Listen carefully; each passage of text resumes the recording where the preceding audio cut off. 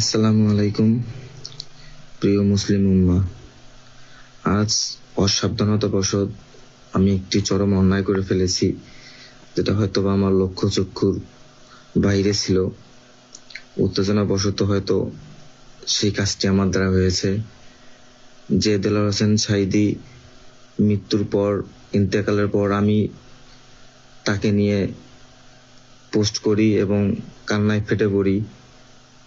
তার উপর নির্যাতন হওয়ার পর তার পক্ষে নিজেই অনেক প্রতিবাদ করি। সেই আমি আজ নিজের অসাবধানতাবশত ওনাকে অপমান করি।